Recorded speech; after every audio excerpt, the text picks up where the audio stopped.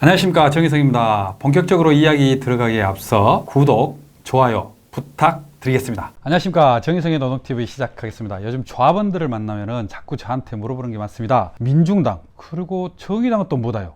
이런 질문들을 많이 하시는데, 그래서 이제 쭉 그 진보정당이 걸어온 역사를 좀 드리면 그래서 그렇구나 이렇게 이야기를 하신단 말입니다. 그래서 오늘은 제가 만나서 얘기했던 그런 진보정당 약사를 이 시간을 통해서 말씀을 드려보는 것을 그렇게 하겠습니다. 자, 그러면 역사를 거슬러 올라가서 멀리 갈 것도 없이 97년부터 하겠습니다. 97년은 노동조합의 정치활동이 보장됐던 그런 해이기도 합니다. 그리고 그때 당시에 민주노총이 국승 20일을 만들어가지고 민주노총 후보를 내세워서 선거를 치르게 되는 거죠. 그러고 난 다음에 이제 2000년 민주노동당의 탄생이 시작되고 본격적인 진보정당 운동이 시작됩니다.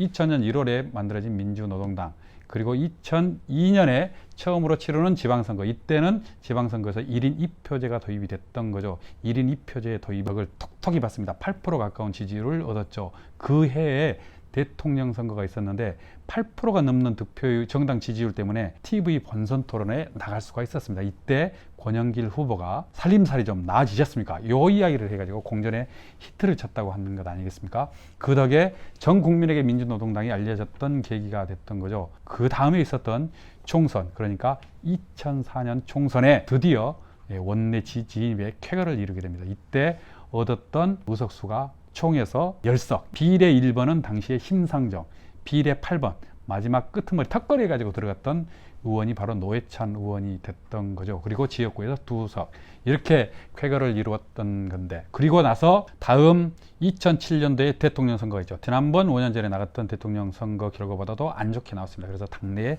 논란이 좀 많았죠. 그리고 2008년 총선을 앞두고 드디어 민주노동당에서 있어서는 안 될 일이 벌어지게 됩니다. 바로 탈당 사태가 벌어지게 된 거죠. 당시에 표면적으로 드러났던 탈당의 이유는 국가범법 연루 사건, 이른바 1심의 사건이라고 하는데, 1심의 사건에 연루됐던 분들이 대부분 당원들이었습니다. 이 당원들을 제명을 해야 한다, 뭐 이렇게 이야기를 했는데, 실은 이게 본류가 아니었던 거고, 당내 당직선거, 공직선거에서 판판이 지게 되니까 다수파들을 상대로 해서 뭘 어떻게 못 해보는 것 아니냐, 이거 딴 살림 차려서 나가야 되는 것 아니냐 라고 고민이 있었는데, 이걸 그냥 그런 이유로 나가면 대중적 명분이 없잖아요. 그래서 당내에 탈당을 할 명분을 만든 겁니다. 그게 바로 색깔 논쟁이죠. 그래서 이때 처음으로 종북이라는 단어가 등장을 했죠. 이 당이 종북주의자들이 판을 치면 안 된다, 이들이 다수파가 돼서는 안 된다, 그게 상징적으로 1심이라고 하는 것으로 등장이 돼서 1심의 당원들을 제명시켜야 된다, 이렇게 됐는데, 진보 정당은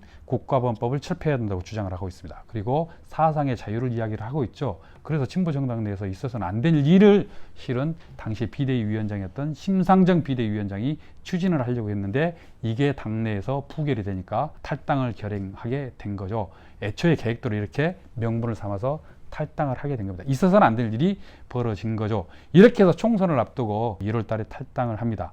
그리고 2008년도에 총선을 치렀는데, 탈당을 해가지고 살림 차렸던 진보신당은 한 석도 못 얻었고, 남아있던 민주노동당은 5석을 차지하게 됩니다. 이때 이제 이정희 대표가 국회에 입성하게 되는 이런 일들이 벌어지게 된 거죠. 그 뒤로 이제 지방선거를 치르죠. 2010년 진보신당은 계속 계획한 대로 선거를 이루지 못하고, 반면에 민주노동당은 기초단체장부터 시작해서 기초의원, 광역의원을 꽤나 당선시키는 결과를 내게 됩니다. 그리고 이제 다가오는 2012년 총선이 드디어 눈앞에 두게 되는데, 민주노총 내에서는 2011년도부터 둘 다 쪼개진 진보정당을 하나로 합쳐야 되는 것 아니냐 하는 대중적 요구가 있었던 거죠. 그렇게 해서 이제 통합 논의가 시작이 됐고, 결과론적으로 2011년 12월 달에 당이 합당을 하게 됩니다. 이때 민주노동당, 당시 참여계, 유시민계, 그리고 진보신당이 같이 하는 걸로 했으나, 진보신당 내에서는 이 합당에 반대를 해가지고 통합에 찬성하는 일부만 탈당을 하고 이쪽으로 들어오게 되는 거죠. 그때 진보신당을 탈당했던 사람들이 심상정, 노회찬, 조승수, 이렇게 해서 탈당을 해서 나오게 되는데, 그때 이름이 아마 새진보 통합연대 이렇게 됐던 것 같습니다. 이렇게 해서 이제 2012년 총선을 치르기 전에 전격적으로 합당을 하게 된 거죠. 이른바 통합진보당이라는 이름으로 짠 하고 바뀌게 됩니다.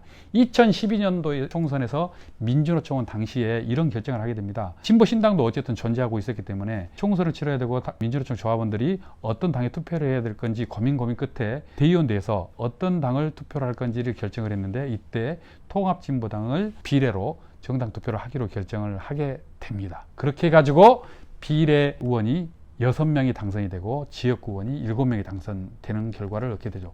총 해서 13명이 당선된 거죠. 자, 여기까지 딱 좋았죠. 진보 정당을 만든 일에 가장 많은 의석수를 차지했으니까 여기까지는 가장 좋았는데, 문제는 총선을 치르기 전에 비례 순번을 정하는 당내 경선이 상당히 과열양상을 벌어지게 됩니다. 1번부터 당시에 뭐 거의 18번, 20번까지 있었나? 당시에는 총선을 치르게 되는데 총선의 목표가 원내 교섭단체를 구성할 정도로 대단히 야심찬 목표를 갖고 진행을 했었던 거죠. 그래서 비례에 다들 너도 나도 출마를 하게 되고 과열 양상이 벌어지게 됩니다. 이 과정에서 비례 경선 과정에서 문제가 있었던 것 아니에요. 문제 제기가 있었던 거죠. 근데 이제 총선을 목전에 두고 이거를 진상조사하는 것이 시간이 촉박하고, 그래서 어쩔 수 없이 총선은 치르게 됩니다. 그리고 총선을 치르고 난 다음에 나중에 진상조사를 제대로 해서 시시비를 가리자 이렇게 한 건데, 총선이 끝나자마자 당대표의 보고도 없이 5월 3일 날 조준호 보고서가 정론관에서 발표가 되고 언론에서는 대서특필이 되죠. 통합진보당 비례 경선 총체적 부정부실로 드러나,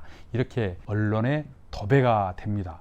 이때부터 이제 비례 경선에 누가 부정을 했는지 이런 이야기가 여러 형태로 보도가 되기 시작하는데, 대체적으로는 언론의 보도 형태가 당시 소위 말하면 경기 동부 다수파 당권파들이 비례 경선을 저질러 가지고 듣도 못한 이석기라는 사람이 일반 명부 1번이 된 것 아니냐, 이런 흐름들이 많이 작동이 됐던 거죠. 그래서 이제 당내에서도 부정 사실은 있었고, 이것을 어쨌든 국민들 앞에 사죄하고 인정받기 위해서는 비례 의원이 사퇴를 해야 된다, 이렇게 주장을 펼칩니다. 그래서 비례 이석기 의원, 김재율 의원이 사퇴를 하라고 계속 종용을 하게 됐던 거죠. 근데 이제 상식적으로 들여다보면은 당내 이런 일이 벌어지게 되면은 진상조사위원회를 꾸리고 당내에서 시시비비가 맞는 건지 보고서에 대한 검증 절차를 거치고 거기에 따른 책임을 물으면 끝날 건데, 이거를 그냥 바깥에다 내놓고 자해소동을 벌이고 마치 규정사실인 양 벌였던 거죠. 나중에 드러난 사실인 건데, 이때 당시 당원들이 검찰에 기소가 돼서 조사를 받게 되고 재판까지 받게 되는데, 당시에 초기에 제기했던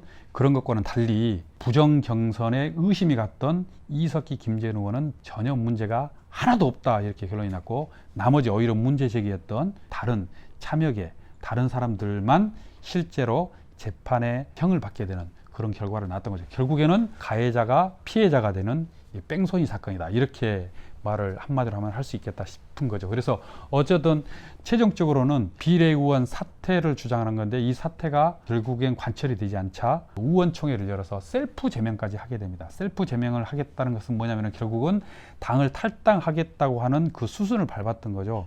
왜냐하면은 그냥 탈당을 비례 의원들이 탈당을 하게 되면은 의원직을 상실하기 때문에 의원직을 유지한 채 탈당을 해서 딴 살림을 찾으려면은 셀프 제명을 해야 했던 거죠. 그래서 진보 정당사에서 처음으로 셀프 제명이 일어났고, 이걸 벤치마킹해서 요즘 미래한국당, 그러니까 자유한국당이 미래한국당을 만드는 과정에서 의원이 그쪽으로 가야 되잖아요. 그래서 비례 의원들이 셀프 제명해가지고 그쪽으로 갔다는 것 아닙니까? 어쨌든 그때 또 셀프 제명이 있었다고 하는 것, 이렇게 해서 최종 2012년 총선을 잘 치르고 났는데, 당내에 이런 문제가 경선 과정에서 드러났던 문제를 바로 잡으면 됐는데, 이게 정상적인 방식으로 처리가 되지 않고 엄한 사람들에게 책임을 묻는 방식으로 주의 주장이 오가고, 결국은 이게 관철이 되지 않자 탈당을 감행하게 됐던 것. 그래서 탈당해서 당을 만들었던 게 진보 정의당, 지금 현재는 정의당, 이렇게 될 것 같습니다. 그렇게 해서 이제 정의당은 탈당하게 됐던 거고, 남아있던 통합진보당은 끝내는 나중에 박근혜 정권에 의해서 해산이 됐던 거죠. 그 해산의 빌미가 됐던 것이 바로 내란음모 사건인 건데요. 이석기 의원 내란음모 사건인 건데, 이것도 나중에 다 드러난 것 아니겠습니까? 양승태가 사법 거래를 박근혜 정부하고 했던 것 아니겠습니까? 그래서 없던 죄를 있던 죄로 만들었고, 내란음모가 무죄면은 내란 선동도 당연히 무죄가 돼야 되는데, 이게 얼토당토 않는 법의 판결이 난 거죠. 내란음모는 무죄인데 선동은 유죄다. 음모한 사실이 없는데 어떻게 선동을 했냐, 이건 앞뒤가 안 맞는 결정인 건데, 이 결정으로 9년형을 받고 지금도 감옥에 있는 것 아니겠습니까? 이렇게 해서 이제 통합진보당은 역사 속으로 2014년 12월 19일 날 역사 속으로 사라지게 됩니다. 이때 당시에 이정희 대표가 했던 이야기 중에 지금도 아직도 저는 생생하게 좀 기억에 남는 것이, 정권이 아무리 통합진보당을 해산시킨다 하더라도 우리 당원들 가슴에 남아있는 민중들에 대한 사랑, 이 노동자, 농민, 우리 계급계층에 대한 사랑은 절대로 없애지 못할 거다, 이렇게 했던 말이 아직도 좀 생생히 기억나는데요. 결국에 이 당원들이 흩어지지 않고 다시 모여서 2016년도에 민중연합당을 만들고 2017년도에 새민중정당을 만들어서 이 두 당이 통합을 하게 됐죠. 그 이름이 지금의 민중당이 된 거죠. 그래서 민중당은 2017년 10월에 시청광장에서 출범을 하게 되는 정당이 되기도 합니다. 그래서 2017년에 만들어지긴 했지만 역사적인 맥락 흐름으로 보면 민주노동당, 통합진보당, 이 정신을 그대로 올곧이 계승한 정당이 제 개인적으로 봤을 때는 민중당이겠다 싶습니다. 자, 이렇게 해서 이제 쭉 훑어봤는데요. 종합해 보면은 탈당과 입당을 가장 많이 한 정치인 D는 심상정이 되겠다, 이렇게 하고, 또 종북은 조선일보가 맨 먼저 썼던 단어가 아니라 진보정당 내에서 특정 세력을 거세하기 위해서 썼던 색깔론직, 종북이라는 단어를 썼다, 이제 이런 거고요. 그리고 셀프 제명도 진보정당에서 가장 먼저 했던 방법 중에 하나다, 이렇게 볼 수 있겠습니다. 여하튼 진보정당이 좀 잘 나간다 싶으면은 차단이 났는데, 이런 일을 최소화하려면은 우리 당원들이 당에 대한 관심이 좀 많아야 되고, 당 운영에도 적극적으로 참여하고, 우리 조합원들도 진보정당에 대한 관심도 많이 가져야 되겠다 싶습니다. 그리고 진보정당이 아무리 우여곡절을 겪었다 하더라도 나는 진보정당 싫어, 왜 자꾸 분열하는 거야, 이렇게 하지 말고 자꾸 그 기성정당, 최저임금 삭감하고 도로아미 타워를 만들고 장시간 노동, 뭐 이런 악법만 만드는 기성정당을 찍어야 되겠습니까? 그러지 말고 좋은 말 할 때 우리 노동자들이 좀 잘 살려면은 진보정당, 그 중에서도 제가 봤을 때는 민중당인 것 같아요. 그렇죠? 이런 쭉 역사적 맥락을 보면은 이 당이 제대로 된 당인 것 같으니까 헷갈려 하지 마시고 민중당 제발 좀 거시기 해 주시기 바랍니다. 자, 이상으로 정의성의 노동TV 마치겠습니다. 감사합니다.